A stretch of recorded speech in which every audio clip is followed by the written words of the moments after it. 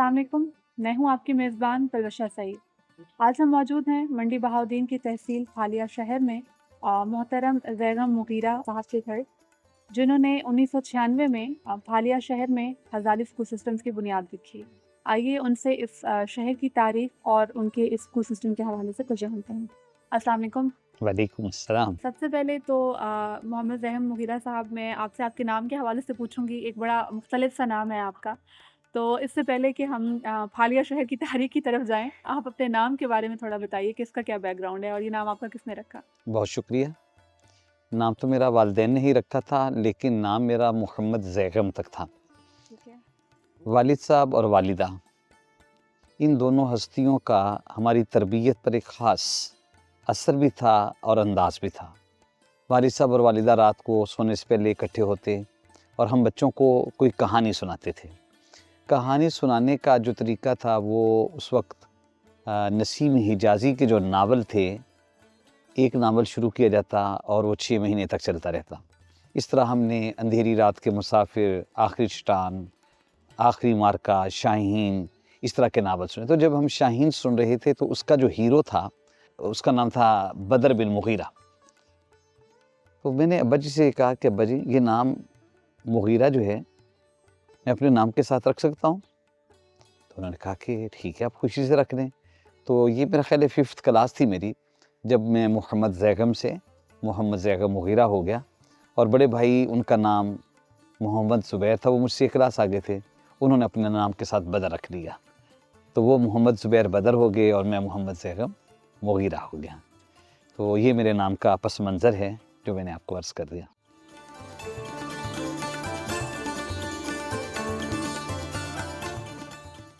जी ज़ैगम साहब, जैसे कि मैं चाह रही थी कि आप हमारे देखने वालों को फालिया शहर की तारीख़ के हवाले से कुछ बताएँ कि ये तहसील है मंडी बहाउद्दीन की, कितना अरसा हो गया इसको मंडी बहाउद्दीन की तहसील बने हुए, और इस शहर की क्या तारीख़ी बैकग्राउंड क्या है इस शहर का? हालिया जो रिवायात के अंदर या तारीख़ के अंदर इसका ज़िक्र है, ये बहुत कदीम शहर है। जी। कदीम इस एतबार से कि ये हमारे आका करीम सल्लल्लाहु अलैहि वसल्लम की बिअसत और उनके दुनिया में तशरीफ़ लाने से पहले का शहर है। अच्छा। यानी आपको आए हुए 1450 साल हो गए। बिल्कुल। अच्छा, ये हज़रत ईसा से भी पहले का है। अच्छा। ये शहर सदियों पुराना है। जी।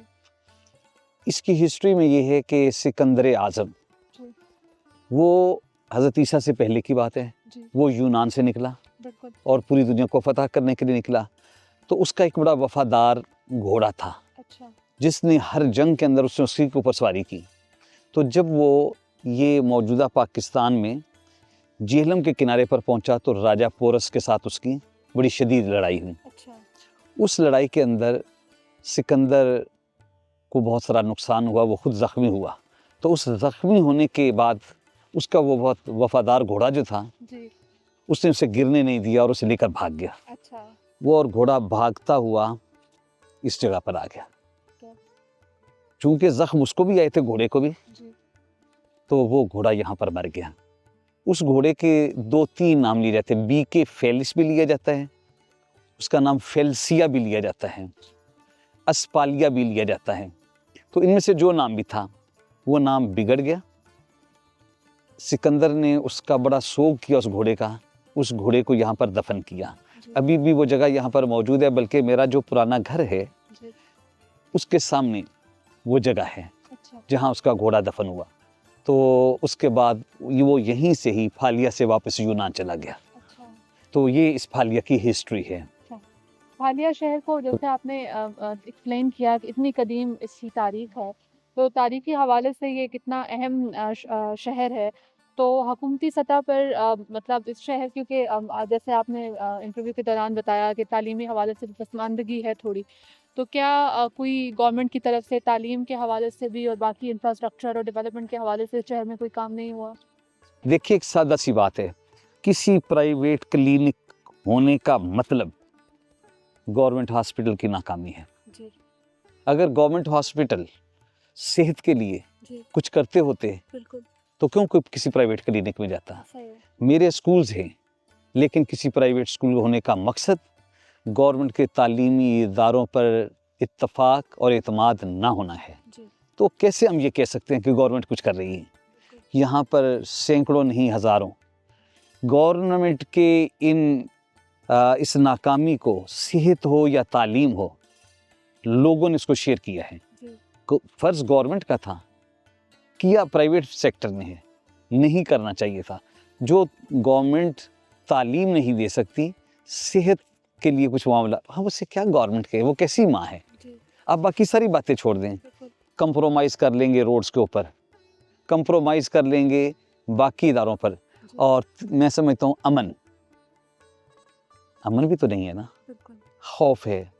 पहले लोग, मुझे अपने वक़्त का याद है, मैं स्कूल से आता था तो गली के अंदर जो औरतें होती थी वो बैठी थी, मेरा पुत्र आ गया, मैं सदके जावां, जी। किसी ने कहना साडा भाई आ गया, हमारा वीर आ गया। जी। लेकिन आज, और घरों की कुंडियाँ नहीं लगी होती थी। जी। मुझे बहुत अच्छी तरह याद है, हमारे घर के अंदर नलका था, इर्द-गिर्द 7-8 घरों में नलके नहीं थे, तो सारे लोग पानी भरकर वहाँ से ले जाते थे। लेकिन आज दिन के वक़्त भी अंदर से कुंडियाँ लगी होती हैं, कोई आ ना जाए। तो बात कहीं से कहीं और चल निकली है, जी। लेकिन एक दर्द की दास्तान है, तो किससे कहा जाए? तो बात यही है कि ज़ुल्म, लालच, नाइंसाफ़ी और बेबसी के ख़िलाफ़ जिहाद किया जाए। बिल्कुल, उसके खिलाफ तो जहाद का कलम बुलंद करने की ज़रूरत जो है वो इस दौर की सबसे अहम ज़रूरत भी है। अच्छा, हम देख रहे हैं बेगम साहब, बहुत खूबसूरत हमें यहाँ पे सरसों के भी, गन्ने के खेत भी नज़र आ रहे हैं, और बैकग्राउंड में आपका घर दिखाई दे रहा है। आपके घर के बाहर भी ये घर के अंदर भी देख रही थी मैं, मुर्गियाँ वग़ैरह भी हैं और ये बाहर भी खेत हैं। तो आपने माशाल्लाह ख़ुद को बहुत नेचर से जोड़ के रखा हुआ है। तो कितना अर्सा हो गया आपको यहाँ पे इस घर में शिफ्ट हुए हुए और इन खेतों के दरमियान रहते हुए, और कैसा फील होता है शहर से अलग-थलग यहाँ पे रह के? फ़ितरत के मकासिद की करता है निगहबानी, या बंदा सहराई या मर्द कोहस्तानी। ये फ़ितरत है, नेचर के आप जितने करीब आते चले जाएंगे। बिल्कुल। तो यहाँ मुझे आए हुए कोई 2023 में यहाँ शिफ्ट हुआ हूँ। अच्छा। इससे पहले हम अपने आबाई घर के अंदर में थे, ठीक है। तो बड़ा अच्छा महसूस करते हैं। यहाँ पर फ़ितरत है, नेचर है, तुलू ग़ुरूब के सिलसिले हैं, बिल्कुल। रोशनी है, ज़िंदगी की रौनकें हैं। जी। यहाँ पर बकरियाँ हैं, यहाँ पर भैंसें हैं, यहाँ पर गायें हैं। यहाँ पर आम आदमी जो है वो मक्कारी और अय्यारी से पाक है, जी। सीधे साधे लोग हैं। बिल्कुल। वैसे सीधे साधे लोगों से बात करना, छोटी-छोटी ख्वाहिशात हैं, छोटी-छोटी आरज़ुएँ हैं, उनकी मोहब्बतें भी फ़ितरी हैं, प्योर हैं, बिल्कुल। उनकी नफ़रतें भी प्योर हैं। ऐसा ही है। तो बस बहुत अच्छा लग रहा है जी। जी। हमें भी यहाँ पे आके बहुत अच्छा लग रहा है, और एक बहुत तवील अरसे के बाद बहुत खूबसूरत और फ़ितरत के नज़दीक वाले नज़ारे जो हैं वो हमने एन्जॉय किए हैं।